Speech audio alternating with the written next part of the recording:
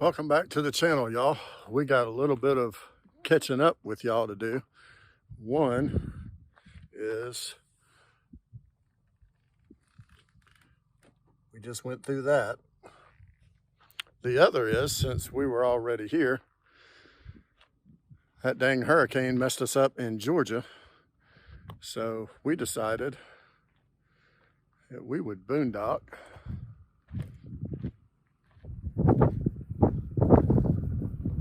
right here on the edge of this. So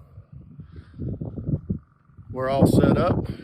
Give us a couple minutes, we'll get into the details. We'll go through, whew, Lord, there's a lot to catch up on, from Georgia to hurricanes to domiciling in South Dakota, insurance, the whole 9 yards. So stay tuned, we'll get right into it. It's a hell of a sight. So the intro said we're going to cover some things. Yeah. So what's going on in the last? All right, so before all of y'all click off of this after the first 20 seconds, just hang on a minute. We're going to get to it, and we're going to fill in some other video to keep you entertained so you don't disappear, because we need the likes and subscriptions and crap. So anyway, where does all this start? Let's just tell them why we're here. So this is This is the rim overlooking the Badlands National Park, and the reason we're here is because we just finished doing our domicile here in South Dakota. Correct. Which was really easy, but some other channels left out some important information that I think need to be highlighted. Yes. So one, driver's license, very easy. And what we'll do is we'll download the forms and see if we can't provide some type of link or get you the forms for them. They're really not that hard, but if you're going to domicile in South Dakota, one, when you do your overnight stay, it has to have both your name on it, but then it also has to have your South Dakota address on it, not the address of wherever you're coming from or wherever else. So make sure your mailing address. Yeah, make sure it's got your South Dakota yes. mailing address on it. Which was also really easy to establish through escapees, is who we used. Right. Two, the eye exam, easy peasy. It's right there on site. I'm basically blind in my left eye, and they passed me. So he can see it. Anyway, it was easy. We got there at 7 o'clock. I think we were in and out of there in 15 minutes. They don't even give you a temporary ID. You get your valid South Dakota license right there, $28. You sign your domicile paperwork that states you won't have a residency somewhere else. Yep. You sign your application. You do have to have the application before they'll see you in the line. Right. You have to have it filled out. And you also have to have your current driver's license and a passport or some other form of second ID. Form of ID. And if you don't already have a star on your driver's license, you have to have a third form of ID.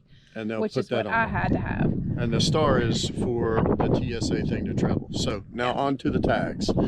This is where we ran into a little bit of a snafu. Yes. So when we got the Tandera, we traded up for the Tandera, and we already had the truck. We bought it in 2018. So we could not provide the bill of sale that showed that we paid sales tax on either one of those units, even though we paid that sales tax in the state of Alabama. Because we just moved and everything's everywhere. Probably it's in storage, but we didn't have it with us. So when you go do it, make sure you have it with you. Make sure you have that documentation. Or you're going to have to pay sales tax again. We ended up having to pay the 4% ad valorem sales tax on both units, which wasn't that bad. They base it off of today's estimated retail value, not when you bought it. So we lucked up on that.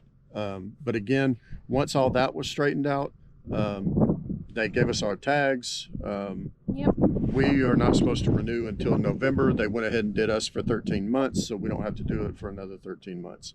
Right. The other part of that is, in Texas, you don't have to move your title to the state of Texas. In South Dakota, if you're going to register your vehicle, you do have to retitle your vehicle. So that was I wasn't expecting that, but Not so a anyway, big deal. we got all that done. I think it took us an hour and a half to do both of them. We were in and out, and we decided that we were going to go back to Georgia and wait on a new truck that is stuck in Mexico. The problem is Hurricane Ian is pounding down on Florida and possibly coming up through Georgia too. So we're not going to go there this week. We're going to just wait it out. But we decided that since, you know, as a reward for all of the driving and stuff that we've been through the last 27 hours. Wasn't it 27? Oh, 27 hours of drive. Yeah, 26 hours, 26, 27 hours of driving. So, south of Savannah, all the way to Ox Elder, South Dakota, boondocking and basically rest stops to get here, to get this converted over and changed. This is the last piece that we need for us to be officially full-time and done. So anyway, after all that, so this is our view tonight.